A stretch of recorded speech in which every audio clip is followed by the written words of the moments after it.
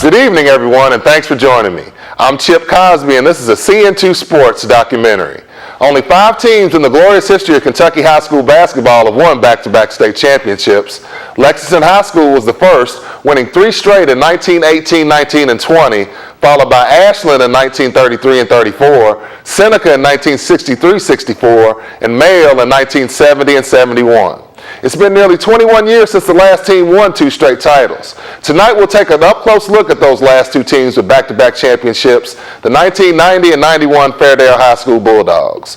Those teams were known for their brilliance on the court, but they were just as captivating off the floor.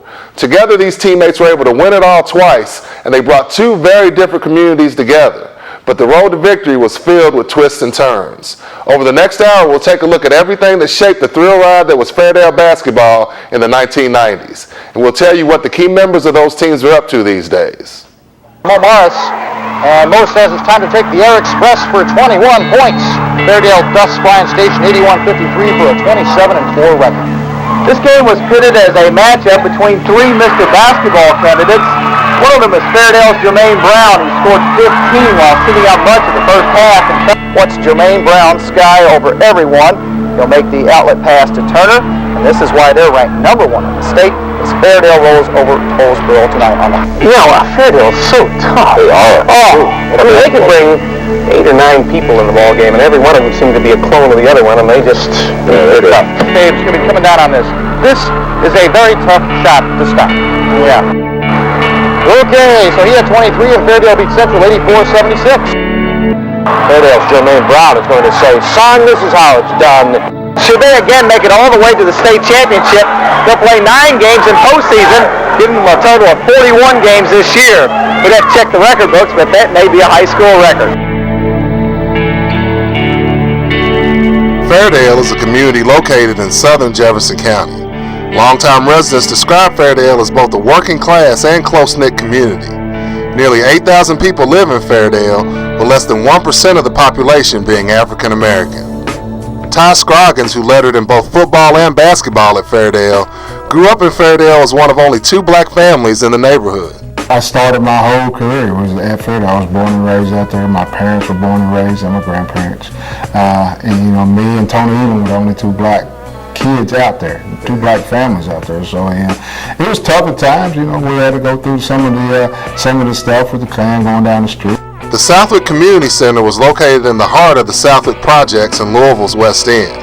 It was also where Jermaine Brown, Maurice Morris, and Carlos Turner grew up just a hop, skip, and a jump away from each other. Southwick was notorious for its crime, drugs, and gang activity, but like Fairdale, it was a close-knit community.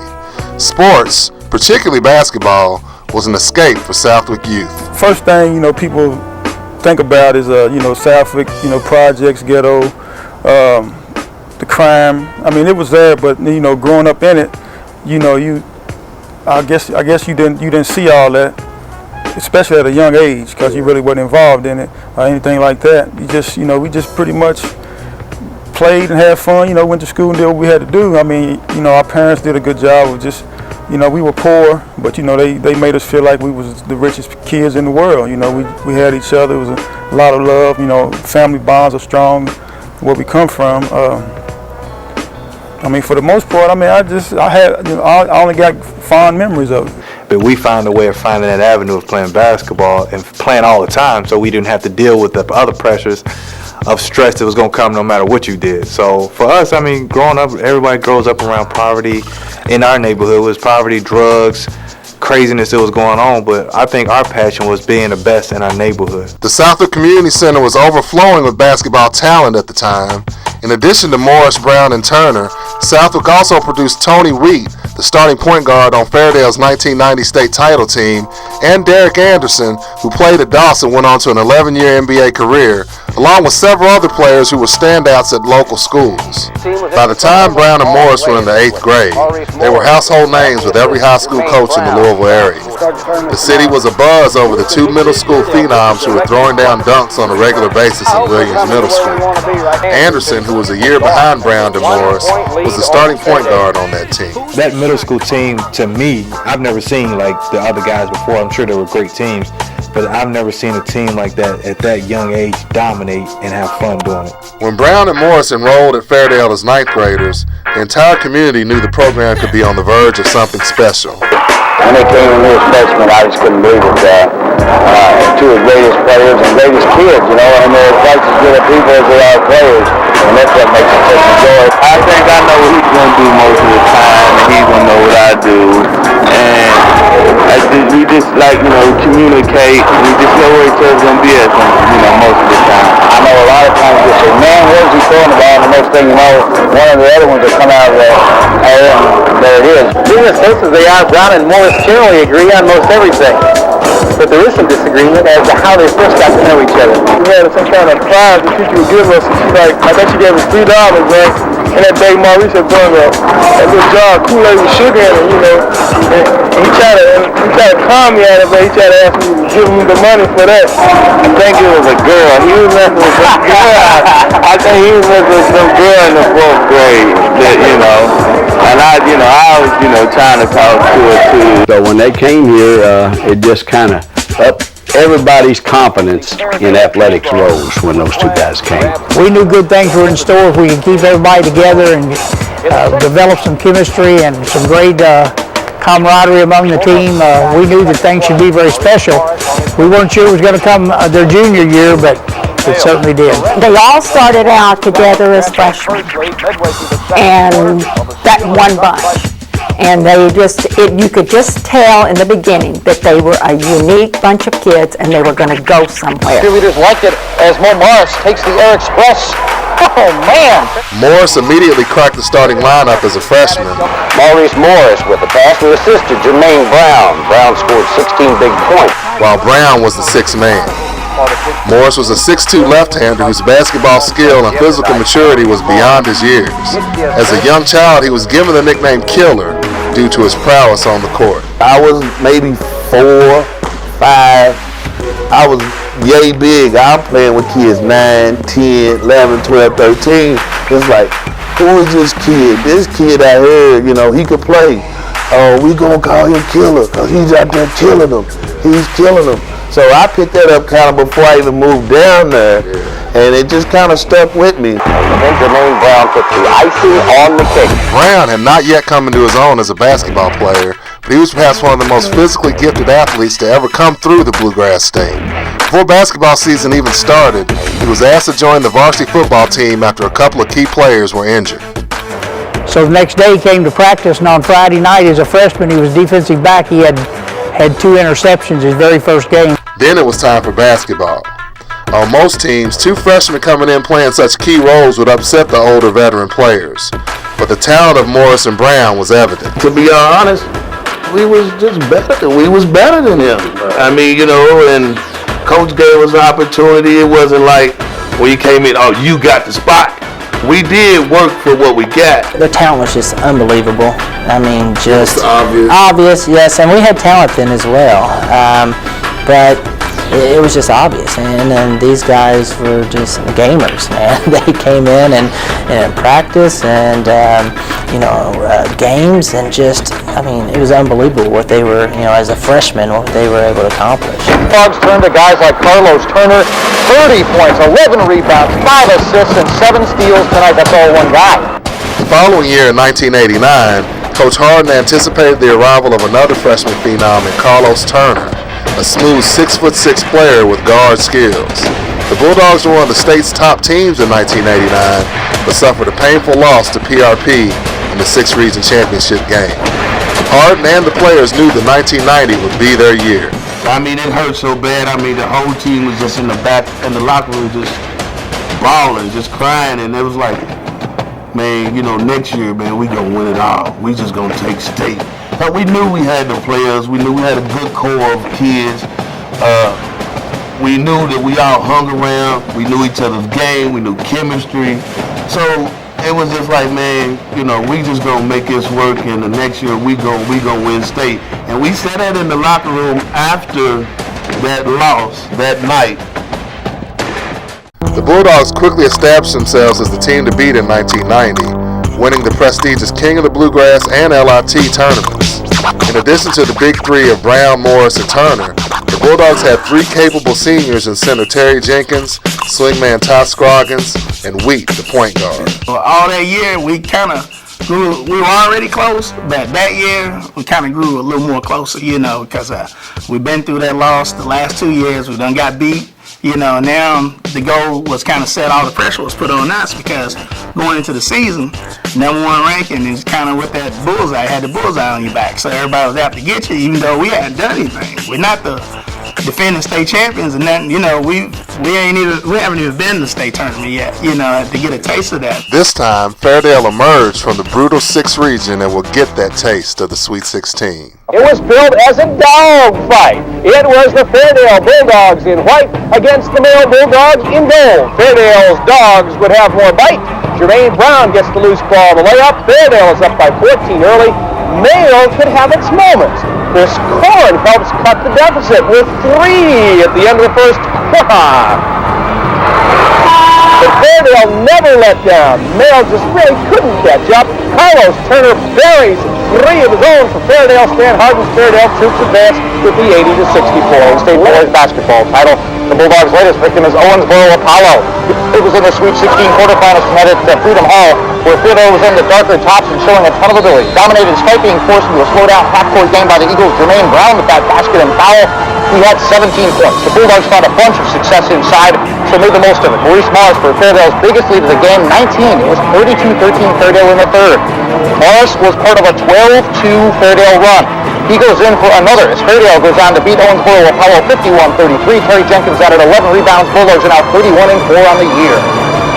It's really a thrill to be able to play up here on Saturday morning in that Final Four. It's, I don't know what to say. I'm just as excited as I can be to get to compete on Saturday morning. They didn't play our type of game today. We had to play a slow-down type game. I think the main job I had to do was hold off the big guy that they had in the middle. I wasn't really worried about points today. I was just worried about holding the big guy off the boards and maintaining him. And I guess that helped us win right there. The Fairdale Bulldogs have had one goal.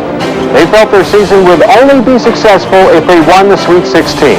And tonight they had their chance. The top-ranked Bulldogs advanced to the championship game with a 13-point win this morning over number 6 Clay County at Freedom Hall. 14,000 plus were on hand as the Bulldogs continue their search for their first state title. Maurice Morris to Carlos Turner, and that put Fairdale up, and they never trail. Morris then drives to the paint, and he gets the bounce on this play, and he picks up 2 points for himself. But the story, it was Fairdale's quickness and defense. 84-71, Fairdale over Clay County in the championship game. I don't know what to say. We got people at Fairdale who've been coming to the game for years and years and years, and this will be an ultimate dream, not only for our players, but for everybody in the whole little town of Fairdale. We got a lot of depth, like we got 9 players that can contribute well to the team, so we get all. I feel good, good to lead a team as good as we are. Makes me feel great. Playing for the state championship is a big deal, but the biggest deal is going to be winning. At Freedom Hall as top-ranked Fairdale battled number 3 Covington Homes for the state championship. A crowd of 16,500 turned out for this championship affair. Fairdale jumped out to a 12-4 first quarter lead with some very sharp shooting in the early going. Fairdale coach Stan Harden showing the pressure of a title game a little hot under the collar. Homes coach Mike Flynn shouts the instructions. Fairdale came out hot. They hit 7 of their first 10 shots. Maurice Morris with the jumper. Fairdale led 14-6. Meanwhile, Fairdale's defense was forcing Holmes to alter their shot. And they shot only 29% from the floor in the first quarter. Early in the second quarter, everything was bouncing Fairdale's way. Morris comes up with a deflection and hits the reverse layup. Fairdale by 16. In the second half, Fairdale went back up by 11. Maurice Morris was on his way to 26 points. Later, tournament MVP Jermaine Brown with a screaming one-handed jam. Fairdale built a 12-point lead. And teammate Jermaine Brown, who was flying high, was on his way to 11 points. Fourth quarter, Holmes pulled to within 3 when Anthony Hughes drains this three-pointer. But Holmes roared back and got within 3 with 4 minutes left in the game. But Fairdale, with the help of Terry Jenkins' 18 points and 18 rebounds, wins the state title, 77-73. Fairdale over Holmes for the title, 77-73 at Freedom Hall. It's the greatest moment of my life. I did it for my mother. I love everybody. We number 1. This feels good right now. I can't explain this feeling. There's no other way to go out as a scene. It's something I've been aiming for since I was little, and I've achieved it, and I can't express it. My dad coached for years. The day before the first tournament game, a man in the community, an older fellow, brought a whistle up to school and said, "Here, this belongs to your dad." I got it in my coat pocket right over my heart. And he said, "I got another one I'll give you if you win the state championship, so I can't wait to get home and get that." The Bulldogs prevailed 77-73. Even though Jermaine Brown was named the Sweet 16's most valuable player, they wouldn't have won it without key contributions from Jenkins, who scored 18 points and grabbed 18 rebounds, and Wheat, who chipped in 12 points. That morning, I thought I broke my ankle in the semifinal game against Clay County. My left ankle, I come down on it, swelled up, and more. I thought I wouldn't even get to play. But again, all the pressure was, this is it. Late on his evenings, either put up or shut up. Are you going to lay in bed and be hurt, or are you going to play your last game? Came out, it was a great game, Give Covington Holmes all kinds of credit for that. But that night, we were a better team, we wanted it more, and we ended up winning. A wild and woolly celebration at Fairdale High School today in honor of the Bulldogs State Basketball Championship, the school's first. The Dogs of Fairdale began this basketball season as the #1 ranked team in Kentucky and finished it in similar fashion by capturing the Sweet 16 title Saturday night in Freedom Hall. After the Bulldogs won the state title, fans flocked to separate celebrations at both Fairdale and the Southwood Community Center.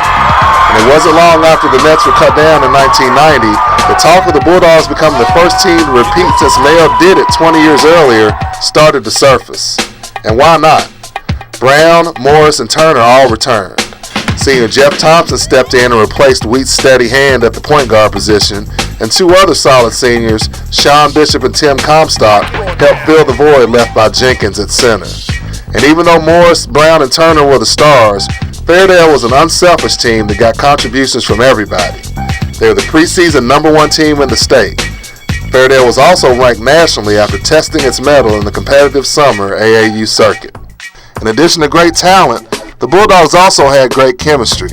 While a lot of the players came from different backgrounds, they were joined at the hip, especially in the offseason. We all hung together all the time. I mean, you know how, like you said, we go to Fairdale and everybody think these kids coming from the project are not going to interact with these white kids, or so to speak, like that. Our point guard, Jeff Thompson, Tim Comstock, the freshman David Hicks, Jason Gardner, we all just kind of gelled and got along. If we did something, we all did it. So, like I was saying, the chemistry, it was there. This is no lie. We would go from 9 a.m. to midnight, and we'd go to Iroquois, Wyandotte, down Southwick, wherever, Seneca, you name it. We wanted to play basketball 24/7. In fact, it was through basketball that Fairdale and Southwick, a pair of communities that couldn't have been more different, came together. The players who were bused from the projects would spend many nights and weekends at the homes of coaches Harden, Gardner, and other supporters who lived in Fairdale. The two state championship teams helped dispel negative myths about the Fairdale community. As the school's counselor, Barbara Longacre was well aware of how many people viewed Fairdale. Oh, they were redneck. Yeah, right. So you heard that? Oh, sure. Yeah. But I'll tell you, in the thing in the very beginning, they were, because I can go way back, and you didn't have the minorities out here. Yeah. But whenever they started to go to school together and the kids started playing ball together, football, basketball, whatever, I think sports pulled the two communities and the different races together. Right. So they had a common goal of working on a team. Right. And I think that was another thing that made it special. We got a bad reputation out here that we didn't accept those kids. But that's totally wrong. They did not want for a meal. They did not want for somewhere to stay. And they could stay anywhere they wanted to out here. They could went to any house they wanted to and got fed. They spent a lot of nights with me at my house in the basement and stay all weekend. One of the parents would take them home and feed them, haul them anywhere they wanted to go. If they needed to go home, then he took them home. On the weekends, if we were playing on a Saturday and they wanted to stay all night Friday night, that was fine. We're going to feed them and take care of them. And I think they just became just a fixture here. Everybody knew them. everybody liked them. There was no arrogance. There was no egos. And when the fans came in the gym, they were there to greet them and talk to them. And I think it was just a perfect fit. And they all became like a family to me. You heard things, I mean, from my close friends that went out there that played ball. It's like, man, I ain't had no problems. But you heard from other people, you might hear things, and then of course you'd be a little skeptical. But once you get out there, man, I mean, them people give you the shirt off their back, just like people down here give you the shirt off their back. It was just mutual respect, and just love, and I never had a problem out there. While Morris, Brown, and Turner were all thriving on the court, each of them carried heavy burdens off it. By the time Fairdale won his first state title, Morris had already had 2 kids, fathering his first at 13 and then a second a year later. Here he is trying to keep up with his schoolwork. He's trying to keep up with his children and do by them and work and do everything with academics, because that was so important. The kids had to get their grades or they couldn't play. And he would talk and get really frustrated, and it was like, okay, you just give a little pep talk, and now you can get through this, you can do this ACT, and you can go to college, and you can do whatever you want to do. Less than 2 months after winning the state title, Carlos Turner went through the nightmare of losing a child as he found his infant son Jamon dead in his crib, a victim of sudden infant death syndrome. Turner played the entire 1991 season with Jamon's obituary sewn into a pocket in his uniform. Carlos didn't get real close to everybody. We saw all the potential that Carlos had, and so many things sort of got in the way of him being able to finish everything Carlos started here. Brown had a loving, supportive family led by his mother, Ruby. But into his teen years, Brown had never met his famous father, Darrell Griffith, who led the University of Louisville to a national title in 1980 and enjoyed an 11-year career in the NBA. By the time Brown burst onto the high school scene, the whole city was buzzing about Darrell Griffith's son. Brown had a striking facial resemblance to Griffith and also inherited his dad's tremendous leaping ability. Griffith sent monthly checks, but the fact that they had no relationship clearly affected Brown. But Fairdale's Big Three was able to block out all the distractions and prepare to defend their state title in 1991.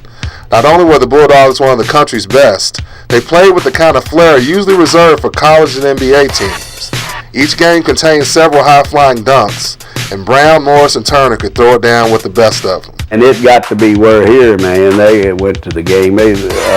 I've seen them throw passes from half court and they catch it and dunk it. And you know what that does to a crowd. And then the other team would come out and they had tried to hit a couple dunks, but they just couldn't compete when you got a guy, that dunks like, Jermaine gliding like Jordan and Maurice is dunking like Dominique. I mean, you got these guys on the same team, and Carlos is just, he's just long. He's just, touching the top of the block and dunking the ball in. I mean, it was unbelievable just watching it, man. I caught myself a lot of times sitting on the bench with my hands on my, I caught myself like this, watching them play, like I was at home watching TV. I kind of got spoiled, I guess. You watch these dunk contests, even today, NBA dunk contests. I'm not impressed because, these guys were doing 360s in practice and, between the legs and everything you see now, they were doing it. Yeah, I remember in 90 when he was playing at Freedom Hall and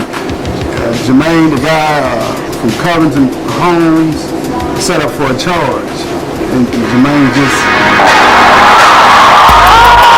Tournament MVP Jermaine Brown with a screaming one-handed jam.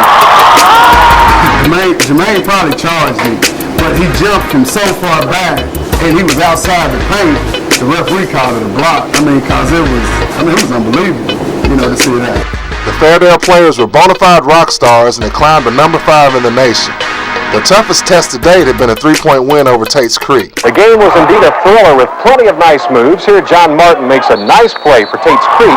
Turns into a 3-point play to cut the Fairdale lead to 6 in the second half.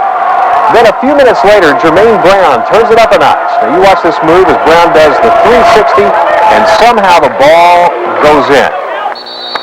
Maurice Morris also added some highlight material of his own. Morris with a slam for 2 of his 18 points.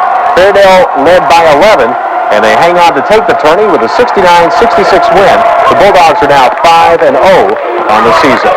But they got smacked back into reality at their own King of the Bluegrass tournament in December. Fairdale, Kentucky's defending champs, against Tollsboro, both unbeaten, each with a top contender for Mr. Basketball in the state. The Bulldogs were in the white tops with Fairdale's Mr. Basketball choice, Jermaine Brown, showing why he had 23 points. He's headed to Tennessee next year. Now, Tollsboro's Mr. Basketball candidate did it all night long for Tollsboro, did all he could. In fact, Chris Harrison made UPA fans drool as he had 45 points, a game high. Yes, he's a Wildcat signee. Tollsboro was no match for high-flying Fairdale. That's Carlos Turner. Jeff Thompson drops the nice pass to Carlos Turner, who makes the outside jumper for Fairdale. They were rolling. Then on the break, Jermaine Brown ahead to Turner for the reverse slam. Fairdale 55-28 at the half. They extended the lead in the third quarter. Maurice Morris with the finger roll. Brown had 23, Turner 21 as Fairdale rolls. No problem. 98-76 the final score. Tonight, the Bulldogs' second-round game was against Lexington Lafayette. They were in white. Fairdale was, with top gun Jermaine Brown once again in control. He had 14 points. Lafayette tried to press the issue, but that didn't bother the Dogs. Sean Bishop made the most of it.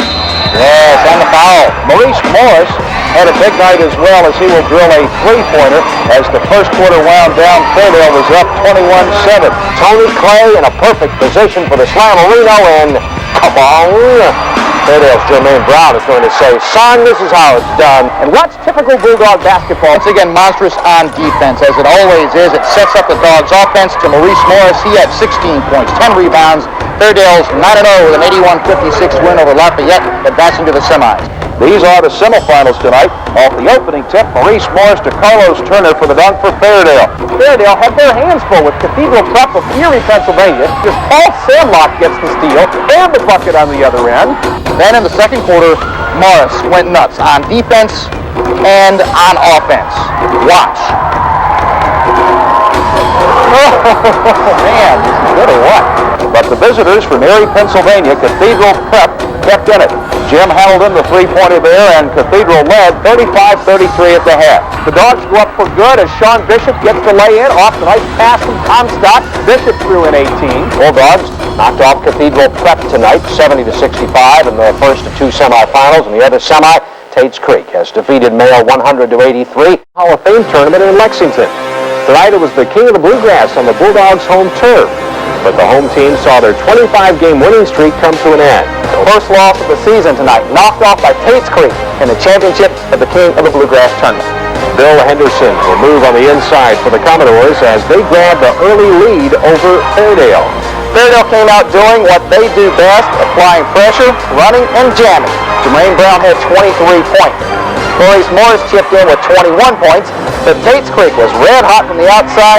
In the second quarter, the Bulldogs pulled it within one on this two-pointer from Jermaine Brown. They led by as many as 15 in the first half and went on to win it by 9 on the scoreboard. It is Tate's Creek pulling off the upset with a 71-62 win over Tate's Creek pulled away, and they win it 71-62. Tate's Creek would exact a measure of revenge on the Bulldogs, snapping their 25-game winning streak in the championship game.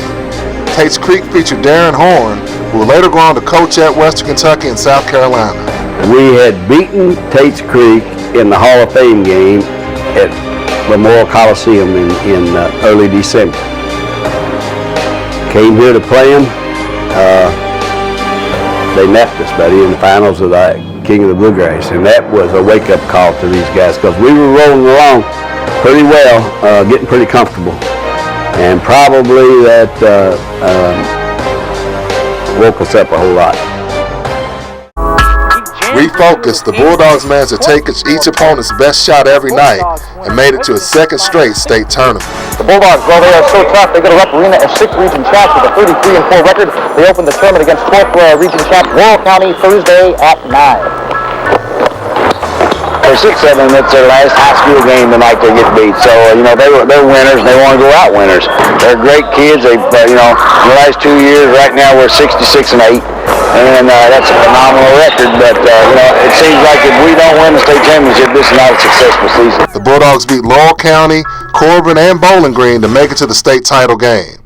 There they'd see a familiar foe, Tate's Creek. the same team that knocked them off in the King of the Bluegrass.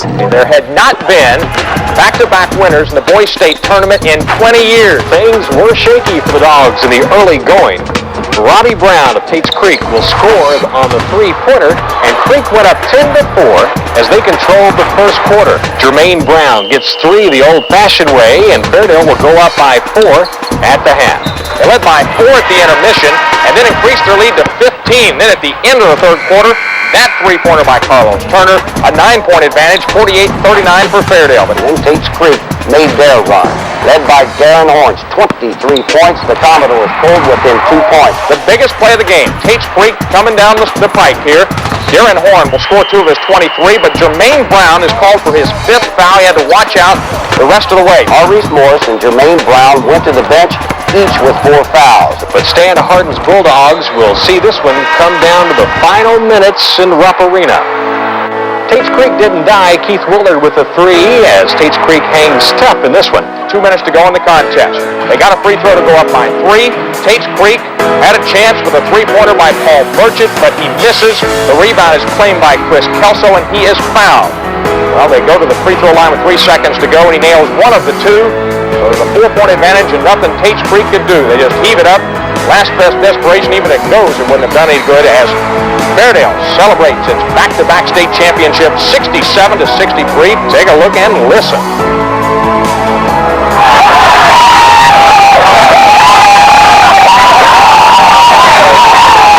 Great feeling. We just hit our name in history. That was our goal since October the 15th. And I felt like if we didn't do it, we were a failure. So we did it. I know you had a lot of pressure on us. You thought you had the team that should win it, and I know that put pressure on you. Well, I felt like I was in a position, if I didn't win it, I was a failure. And, you can't believe I feel like right now somebody's lifting a turn off my back. You got to be awfully happy right now. I am very, very happy. All year we've been working hard to get to this point. We knew if we could make it, we have a good chance to go back-to-back.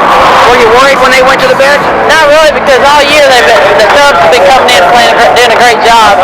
We only had like one section for us, and everybody else in the gym was against it, and we just had to come out and show them that we could play. You kept up with us all year, it's just been our goal to repeat, to come down to Lexington and beat a home team in the championship game. It's very hard because, some questionable calls, but you got to expect that in the championship game, playing a home team, but right now, it's on top of the world, man.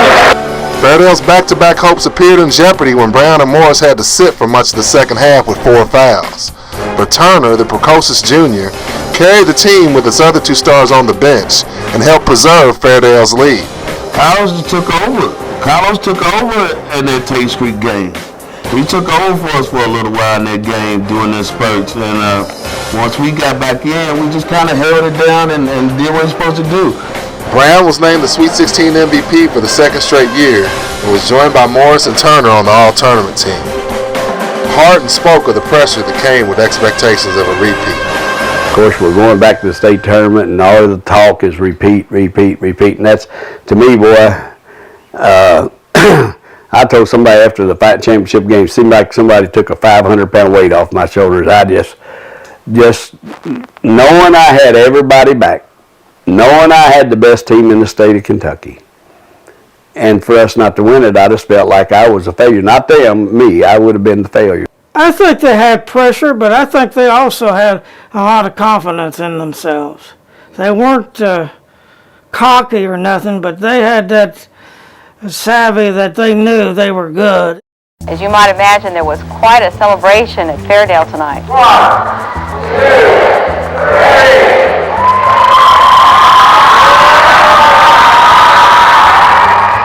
County Judge Dave Armstrong helped unveil a copy of the sign that will hang throughout Fairdale and along the Snyder Freeway and I-65. Team members thanked the hundreds of fans who drove to Lexington to cheer on the team. It was an emotional victory for the coach, Stan Harden. I probably won't be able to talk. And I want to thank you, and you. Thank you. For the 2nd straight year, the Bulldogs were greeted with 2 different celebrations in Fairdale and Southwick. I won't make it short and sweet because I know everybody out here and on the team is ready to eat. But I'd like to thank everybody, for coming out, supporting us, and helping us I like to thank cheerleader sponsors, and everybody else, you know, and helping us, you know, go back to back. And thank y'all.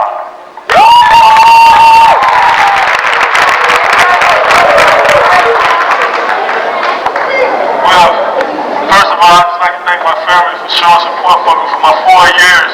I'd like to thank all the administration, my coaches, and all the fans that showed support and pulled us through this hectic season. I'd just like to say thanks. This basketball team did for this community, it brought them together. And not are they that they're not together all the time, but it really brought them together.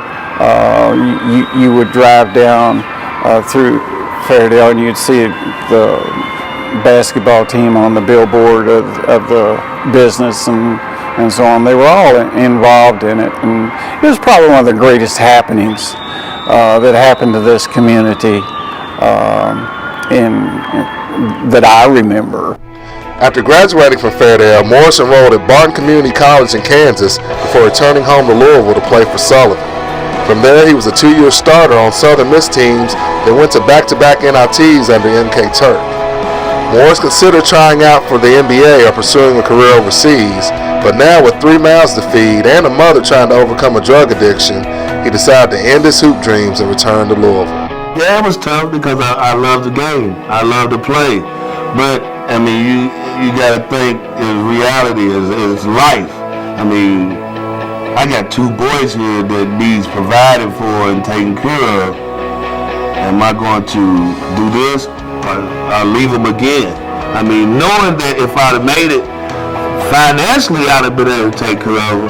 But mentally and physically being there for them would have been a big issue. You know, kids here, no father here, you know, can get into anything. So I kind of made the choice. This is what I have to do. Jermaine Brown will be named Kentucky's Mr. Basketball Father in the 1991 season, but many felt his best shot to be a pro was in football. But Brown decided to sign a basketball scholarship to play at the University of Tennessee for former U of L assistant Wade Houston. Brown struggled during his time at Tennessee. He never was much of a factor on the court and was eventually dismissed from school for academic reasons after 2 seasons. Brown's game blossomed after he transferred to Georgetown College, where he was named an All-American in 1996. He played professionally overseas before returning to Louisville. Shortly after winning the second state title, Harden left Fairdale to take a job as an assistant coach with South Carolina, and Turner signed a scholarship with the Gamecocks shortly before the start of the 1992 season. Longtime assistant Lloyd Gardner took over for Harden, and with Turner, the favorite for Mr. Basketball, returning for his senior year, many people thought the Bulldogs had a legitimate shot to three-peat. The way he was playing while he was practicing, while he was here, he was absolutely fabulous, and I think we could have won another one. As good as Brown and Morris were, there was no doubt that Turner was the best pro prospect among the three. Harden recalled Turner's summer BC camp matchup with Jalen Rose, who will go on to star for Michigan's Fab Five and score over 13,000 points in the NBA. Carlos ate him alive in BC camp. I mean, it was no contest. And, Jalen got a break, made good of it. Carlos was better than him in high school. Even with killing Jermaine, everybody said Carlos is the only NBA player on that team. Even though, those 2 guys were getting all the height because they were small forwards, but they were only 6'3". Carlos was 6'6", 2 guard. Even today, that's NBA size. And he was just that good. Then hours after signing with South Carolina, Turner's fortunes took a turn for the worst. That night, Turner allegedly broke into the home of his then-girlfriend Nicole Shrivers and stabbed her multiple times before turning the knife on himself. Turner reportedly suffered near-fatal stab wounds. The incident sent shockwaves through the Fairdale community. What was going through my mind is I was just hoping that my friend didn't die. That was really the main focus. Basketball, scholarships, sports, all that was out the window. When, they said what had happened, he had punctured his heart, he's laying in the ICU. Wasn't none of that on my mind, but is my friend gonna live, Turner has not granted an interview with the media since the incident and declined Cn2 Sports' invitation to be a part of this documentary. But his old coaches insist that the entire story of that fateful night has never been truly told. I didn't believe it, still don't believe it. I don't believe it. I mean, I know he was involved in the fracas, but I don't believe everything that was said and written about it. I don't believe it. But I knew he was mixed up and he was going through some tough times, and what the public really doesn't know was it wasn't all Carlos's fault. It was a very emotional thing for him to go through, because he talked to me about it daily. I'm one of the few people who knows the whole story, and I'm not going to get into it. Turner's scholarship to South Carolina was revoked. Harden, tired of dealing with the fallout from Turner's situation, left South Carolina and returned to Louisville. Turner would spend 1 year in psychiatric rehabilitation at a Central Kentucky Treatment Center. He would have some other run-ins with the law before finally enrolling at Jesuit College in West Virginia. Gardner, who took over for Harden after he left for South Carolina, would lead Fairdale to the 1994 state title behind several players who were freshmen on that 1991 team. Fast forward to 2012. 13 of the 16 players on the 1990 and 91 championship teams received athletic scholarships, and just about all of them are doing well now. There was one tragedy, as reserve center Chris Kelso, also an all-state football player, died from complications of heart disease in 2005. But Ty Scroggins is one of the state's most successful high school football coaches, having won 3 state titles at Louisville Central. Jeff Thompson is a general manager for Musselman Hotels. Leland Taylor, Sean Bishop, and Tim Comstock are successful business owners.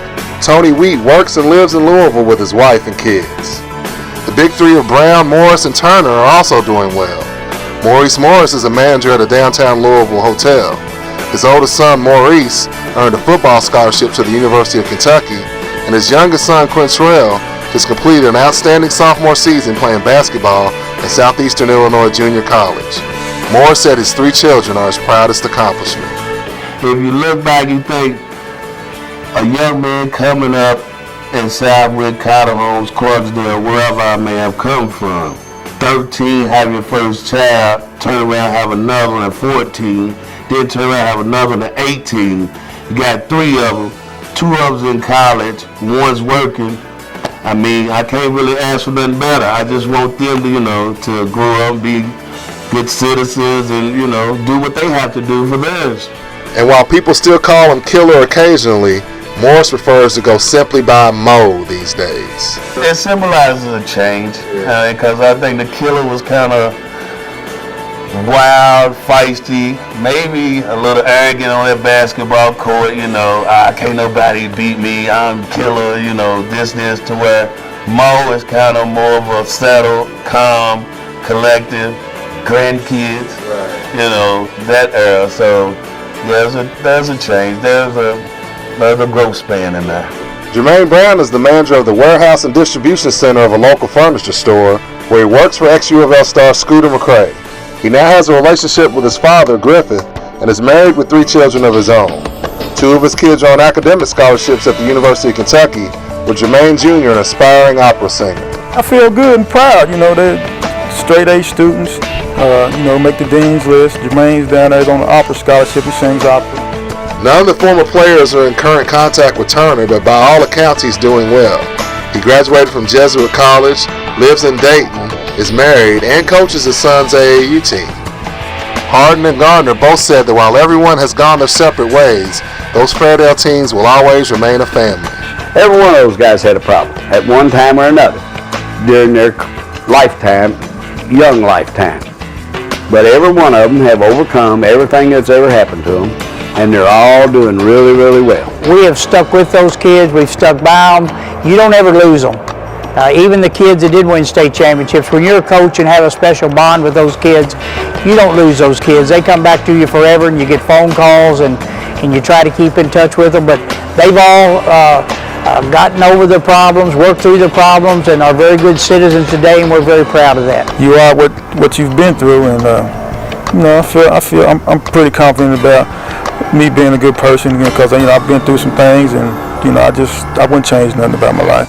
The 1990 and 91 Fairdale basketball teams compiled a record of 71-8, produced a Mr. Basketball and 3 All-State players, and were one of only 5 teams to repeat as state champions. You come across a team like that once probably in a lifetime of sporting events at your particular venue.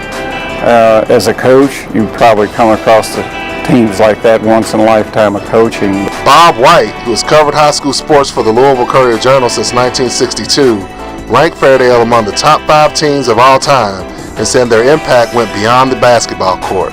I define them by, they put Fairdale on the map probably forever.